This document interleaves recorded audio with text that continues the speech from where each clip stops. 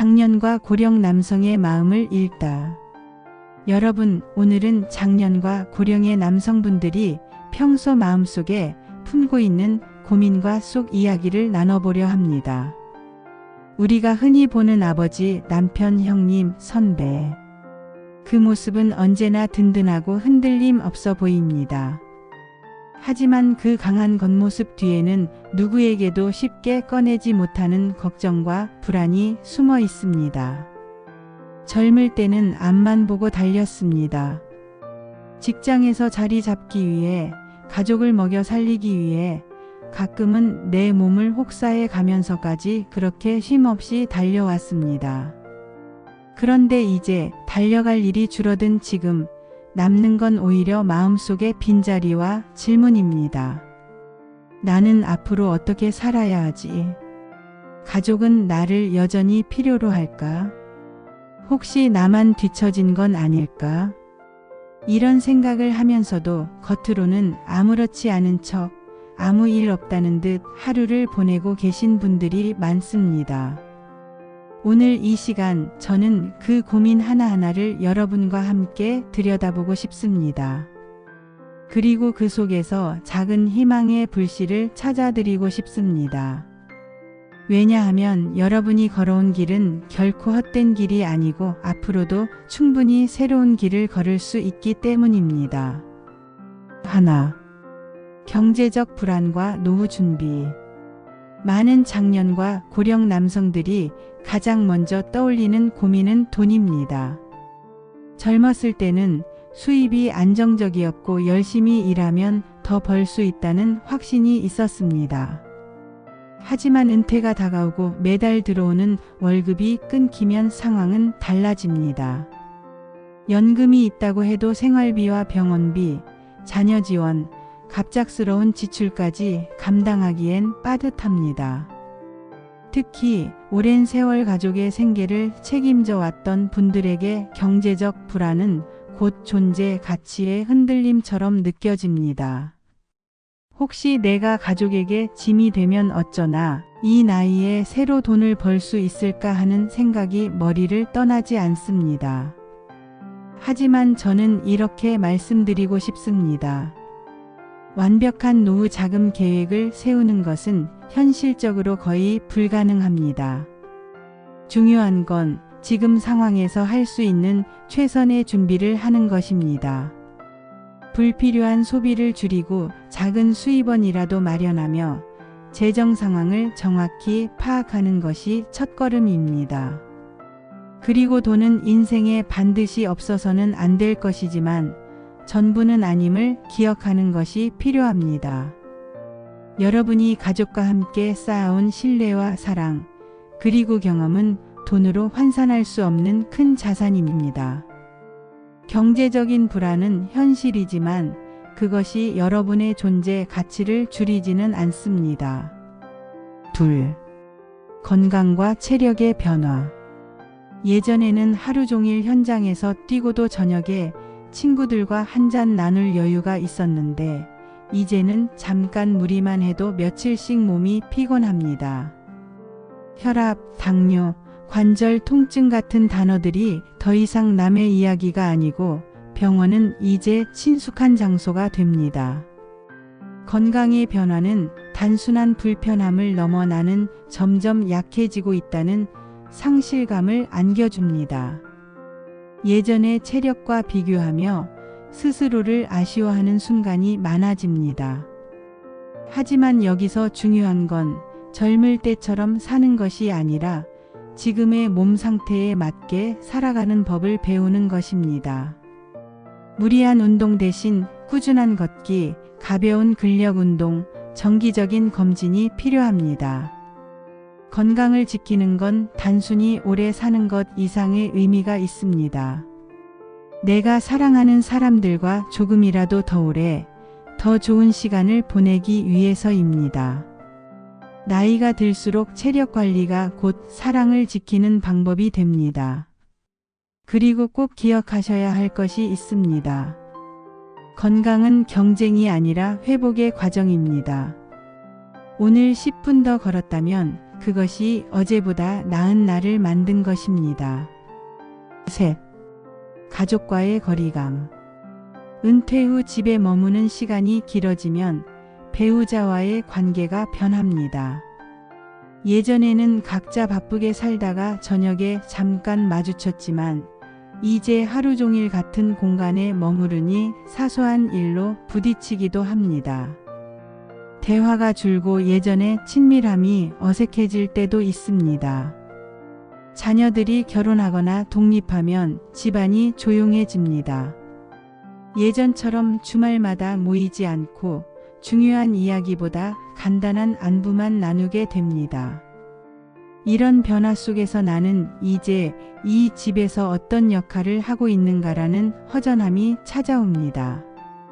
이럴 때는 가족 안에서 새로운 역할을 찾는 것이 중요합니다. 손주를 돌보거나 집안일을 도와주거나 직접 요리를 배워 가족에게 대접하는 일도 좋습니다. 또는 가족 여행을 기획하고 추억을 만드는 역할을 해도 좋습니다. 가족과의 관계는 자연스럽게 가까워지는 것이 아니라 의도적으로 시간을 쓰고 노력을 기울일 때 회복됩니다. 우리가 먼저 다가가고 먼저 웃어주면 가족은 그 마음을 느끼고 다시 다가오게 됩니다. 넷. 사회적 고립과 외로움. 직장에서 은퇴하면 하루에 수십 명과 이야기하던 사람이 하루 종일 아무와도 대화를 나누지 않는 날이 생깁니다. 일터에서 자연스럽게 이어졌던 관계가 사라지고 연락이 잦던 동료들도 점점 바빠집니다. 처음에는 괜찮다고 생각하지만 어느 순간 거울 속에 자신이 더 외로워 보인다는 걸 느끼게 됩니다. 특히 남성들은 친구 관계가 깊으면서도 한정적인 경우가 많습니다. 그래서 한두 명과 멀어지면 금세 사회적 연결망이 무너집니다. 새로 사람을 만나야 한다고 생각해도 나이 들어 낯선 모임에 들어가는 건 결코 쉽지 않습니다. 하지만 사람과의 연결은 나이가 들수록 더욱 중요해집니다. 외로움은 단순한 기분이 아니라 건강과 수명에도 직접적인 영향을 주기 때문입니다. 처음엔 어색해도 지역 커뮤니티나 동호회, 봉사단체, 평생교육원 같은 곳에 나가보는 걸 권합니다. 누구나 처음은 낯설지만 그 낯설음을 몇 번만 견디면 웃으며 안부를 묻는 사람이 생깁니다. 집 안에 머물며 TV나 스마트폰만 바라보는 시간 대신 누군가와 직접 눈을 맞추고 대화하는 시간이 늘어날 때 삶은 훨씬 따뜻해집니다. 5. 역할 상실감. 현역 시절에는 부장님, 사장님, 팀장님 같은 직함이 있었습니다.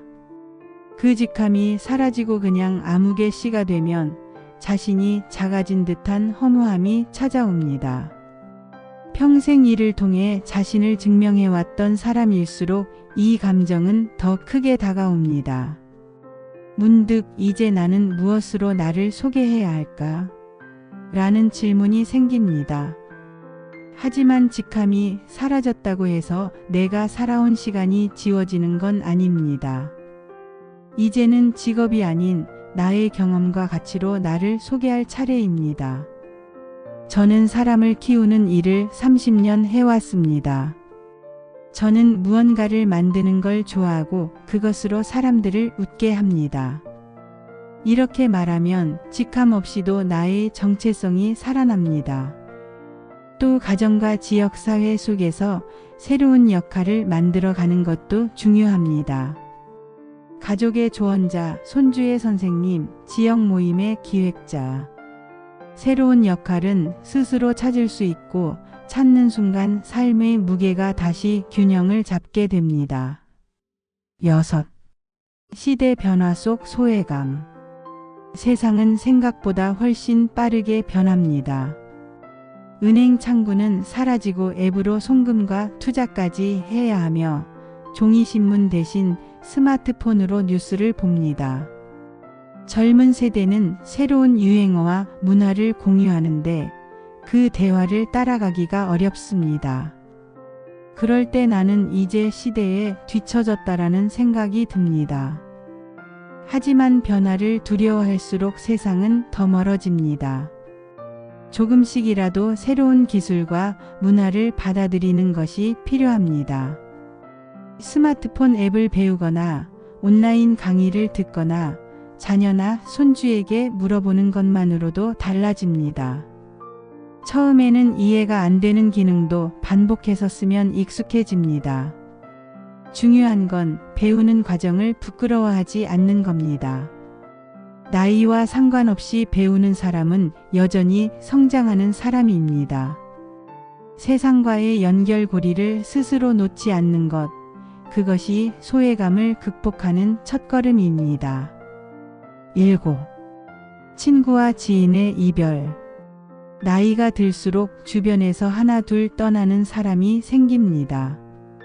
젊을 땐 당연하게 생각했던 만남이 이제는 귀하고 소중해집니다. 장례식에 다녀오고 빈자리를 느끼는 순간은 마음 깊이 허무함을 남깁니다. 특히 오랜 친구를 잃으면 그와 함께한 추억까지 사라지는 듯한 슬픔이 밀려옵니다. 하지만 남아있는 관계를 지키는 것도 우리의 몫입니다. 연락을 미루지 말고 먼저 안부를 물어야 합니다. 새로운 인연을 만드는 것도 두려워하지 않아야 합니다. 취미 모임이나 지역 활동을 통해서라도 새로운 사람을 만나야 합니다. 떠난 사람을 기억하는 가장 좋은 방법은 남아있는 사람을 더 깊이 사랑하는 것입니다. 관계는 시간이 지나면 저절로 유지되는 것이 아니라 우리가 노력할 때 지켜집니다. 지금 곁에 있는 사람과의 한 끼 식사, 짧은 전화 한 통이 인생의 빈자리를 조금은 채워줍니다. 8. 스스로에 대한 후회. 나이가 들면 과거를 돌아보는 시간이 많아집니다. 그때 조금만 더 건강을 챙겼더라면, 가족에게 더 잘했더라면, 그 기회를 놓치지 않았더라면, 이런 후회가 마음을 무겁게 합니다. 하지만 후회 속에 오래 머물면 현재를 살지 못하게 됩니다. 중요한 건 그 후회에서 배운 것을 오늘에 적용하는 것입니다. 그때 하지 못했던 말을 지금이라도 하는 것, 건강을 소홀히 했던 자신을 대신해 오늘 운동화 끈을 매는 것, 가족에게 더 잘하고 싶었다면 지금 바로 전화를 걸어보는 것입니다. 후회는 과거를 바꿀 수 없지만 현재를 바꾸는 힘이 될 수 있습니다. 그리고 그 현재가 쌓여 미래를 바꿉니다. 오늘 내가 하는 작은 선택이 과거의 후회를 새로운 기억으로 덮어줄 수 있습니다. 9. 자신감 회복의 필요성. 나이가 들수록 자신감은 체력처럼 서서히 줄어듭니다. 예전에는 결정 하나로 많은 사람을 움직였지만 지금은 나를 찾는 사람이 줄어든 것 같고 누군가의 의견에 끌려가는 일이 많아집니다. 하지만 자신감은 나이에 따라 사라지는 것이 아니라 스스로 잃어버리는 것입니다. 젊은 시절의 힘과 속도가 아니라 지금의 경험과 지혜를 인정하는 것에서 자신감은 다시 시작됩니다. 나는 여전히 배울 수 있다. 나는 여전히 누군가에게 도움이 된다라는 믿음을 가지는 것이 중요합니다. 자신감을 회복하려면 작은 목표부터 세워야 합니다. 하루 만보 걷기, 오래 미뤄둔 취미 시작하기, 새로운 기술 배우기. 이 작은 성취가 쌓이면 마음의 기둥이 다시 세워집니다. 여러분의 인생은 여전히 진행 중입니다. 남은 길은 과거보다 짧을 수 있지만 그 깊이와 가치는 더 커질 수 있습니다. 그리고 그 길을 어떻게 채울지는 오직 여러분의 선택에 달려 있습니다. 오늘 제가 말씀드린 이야기는 아마도 여러분 마음속 깊은 곳에 있던 생각과 다 있을 것입니다. 우리는 누구나 약해지고 변화하며 때로는 외로워집니다. 하지만 그것이 끝이 아니라 새로운 시작이 될 수 있습니다. 여러분의 오늘이 어제보다 조금 더 따뜻하고 내일을 기대할 수 있기를 바랍니다. 저는 여기서 여러분을 응원하겠습니다. 이 영상이 당신의 마음에 울림을 주었다면 구독과 좋아요는 큰 힘이 됩니다. 오늘도 함께 해주셔서 감사합니다.